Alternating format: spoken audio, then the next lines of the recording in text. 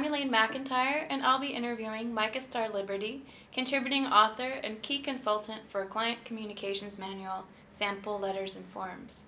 Micha is a San Francisco Bay Area-based civil rights attorney, certified mediator, frequent lecturer, and widely published author. In other words, a very busy lady. Let's hear what she has to say about the book. So Micha, why are client communications so important? Client communications are important because they are the very foundation to the attorney-client relationship, and they set the tone for the relationship throughout the entire representation. They're important from the attorney's perspective because if you are able to establish a rapport, you are able to navigate the process with your client, guiding the client, providing your best advice to the client, and you know that because you've developed this foundation of good communication, the client will be able to trust you. And that's extraordinarily important from the client's perspective because the client is in a difficult situation no matter what claims they're trying to enforce or defend against. Unless you're representing a business or a very sophisticated client, this might be their only interaction with the legal process. And so if you have a good foundation and your client understands that you're helping them and you're there for them and they can trust you, it's going to be a much easier process for both parties involved. What are some common errors that attorneys make in client communications? And how does this book help? I see two errors attorneys make on a regular basis. One is not enough communication, and the second is not the right type of communications. You frequently hear complaints by clients of not having phone calls returned, not understanding where they are in the process. In fact, the State Bar gets numerous complaints on a regular basis about attorneys who violate Rule 3-500, which is essentially the failure to communicate with their client. So in order to remedy this, what you need to do is communicate with your client, return phone calls, respond to emails, and reach out to your client and find out what their expectation is with respect to communications. Let them know what your policies are with respect to communication. So develop a phone call policy, develop an email policy, so your clients know at the outset how frequently you're going to be communicating with them and when they can communicate with you. The second area that you see frequent complaints about, or mistakes perhaps, is the type of communication that attorneys engage in with their clients. Unfortunately, sometimes attorneys use words that are complicated or attempt to describe a complicated process in a way to a client that just doesn't register with them.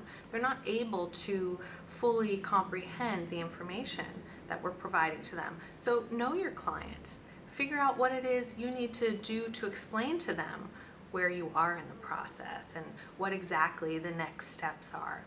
So don't use complicated legalese when a simple explanation will suffice with your client. And this book helps by providing a step-by-step guide to providing clear and responsive and timely communication with your client. How many letters and forms does this book contain? There are approximately 40 letters and almost 30 forms in this book, and it really runs the gambit from the initial client intake or client contact through collecting your fee at the end of representation. Are there any forms that California attorneys need to be particularly informed of? Absolutely. Absolutely there are. And I see four main areas that are covered in this book. The entire book provides great ways to communicate and effectively communicate with your client, but I see four main areas that I'd like to focus on. The first is the attorney-client retainer agreement. There are multiple examples in the book of different types of attorney-client retainer agreements, from contingency agreements to hourly agreements to statutory fee-based agreements. And it's important to remember that the Business and Professions Code tells us that unless an agreement is in writing, it's voidable by the client.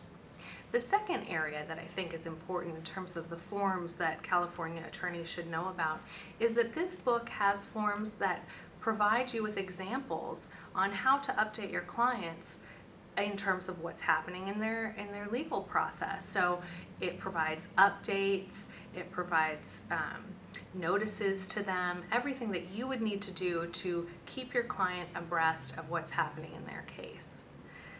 The third area that's important is how to terminate an attorney-client relationship, and this can be difficult, and so it needs to be dealt with delicately. And you'll find forms and samples in the book on how to properly and respectfully end the attorney-client relationship. And then the last area that I think is important for every California attorney to know is how to enforce your fee agreement and how to get paid at the end of the case. Most attorneys do their hardest to avoid any sort of conflict with the client over a fee, but if it ever does arise where you need to enforce your fee agreement, this provides you with a step-by-step that will help you comply with the legal and ethical obligations imposed on attorneys when they're trying to collect their fee at the end of representation. Were there any situations that you could have used this book when you were starting out? Absolutely. I think one of the most challenging things for newer attorneys is navigating how to actually represent a client, represent a real person. Unfortunately, in law school, there aren't a lot of opportunities to sit across the table from a real live person who's experienced some tragedy or is having some sort of difficulty, and it's not something that's necessarily intuitive. So you need to have either people around you or great books like this to help you through this process so you can communicate effectively with your clients. When you began practicing, did you have any strategies for retaining clients? I've found from the beginning until today that the best thing that you can do is sit and listen to your client. Part of litigation is providing a catharsis for the client. You want them through this process to feel like they're being heard and that you have their best interest at heart. You have a very unique name. Is there a story behind it?